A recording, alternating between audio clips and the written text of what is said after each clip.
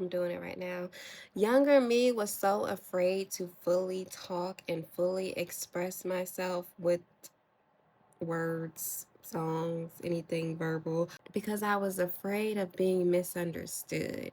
Because in my mind, I had a whole lot of thoughts and I wanted to make sure that I said it a correct way, even though there was no correct way. I wanted to make sure that it was received in the manner in which I meant it. So therefore, I overthunk it and I made sure that I categorized every word so that could not be seen as negative or dismissive or anything that I didn't intend it to be.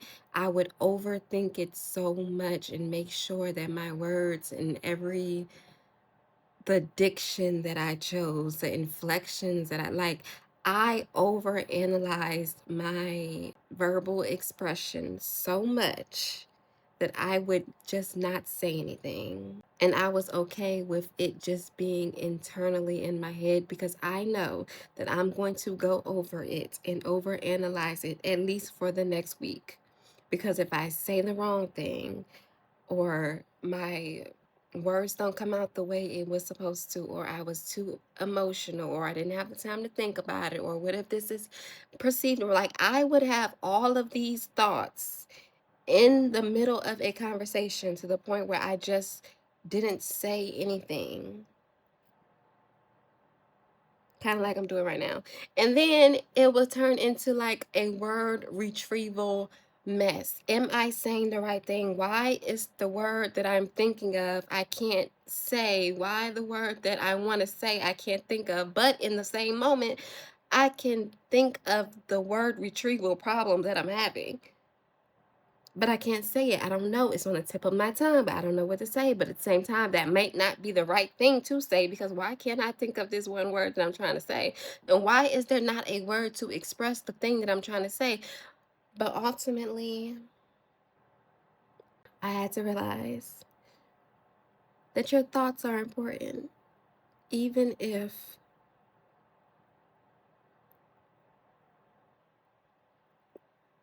you know, end of story. Your thoughts are important, even if. And that helps me a lot. That takes practice because I am emotional about being misunderstood.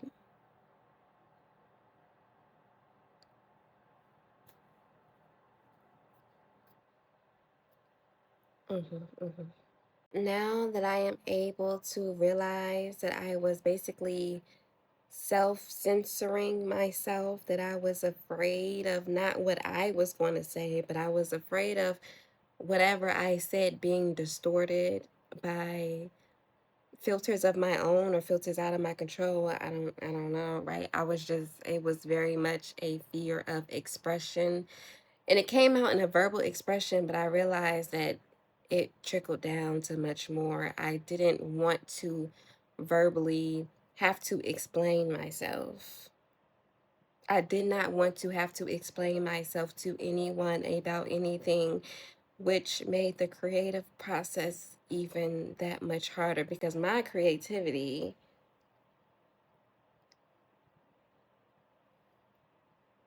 now I'm thinking even more. I don't know. I wasn't, I don't know what in my business and in my work, I had to explain, right? So I had to know the product and I had to be able to objection handle and be able to think on the fly and ask questions and be inquisitive and be very much curious about the customer, about their process, about their thinking. Like I went into marketing to understand how people spend money.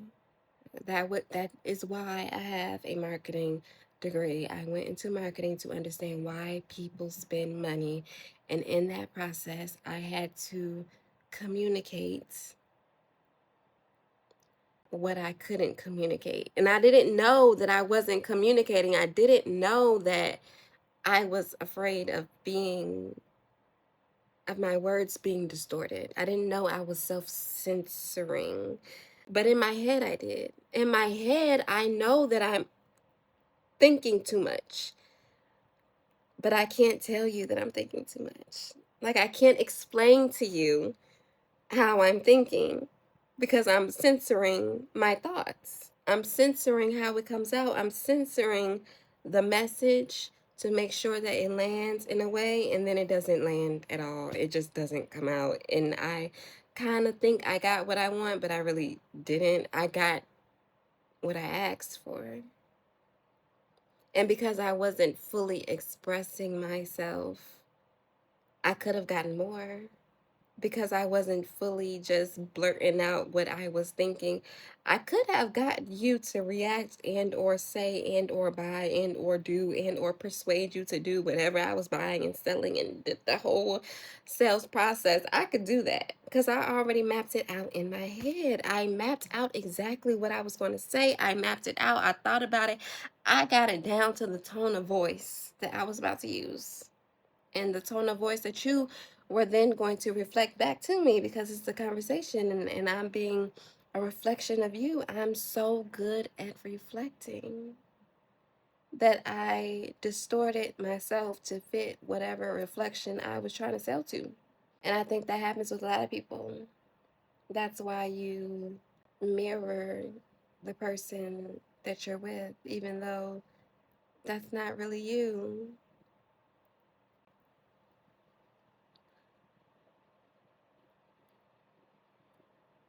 So, this is for anyone that is struggling with expression, anyone that is struggling with speaking, anyone that is who cares? And it's not even about who cares. The world to me is genuinely changing to perfect or too made up, too AI, too artificially, if it's not authentic, if it's not human, if it's not real expression in it, if it ain't no emotion behind it, if it ain't no reason behind it, a lot of it just gets thrown into this AI bucket, and it doesn't have the same value.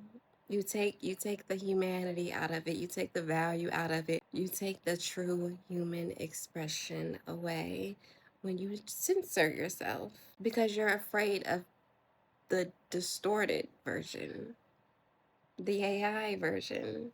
But yet that's what you're trying to be. It can't work both ways. So if you're having trouble with your creativity, with your process, with your output because of what's going on in your mind, I understand. I get it.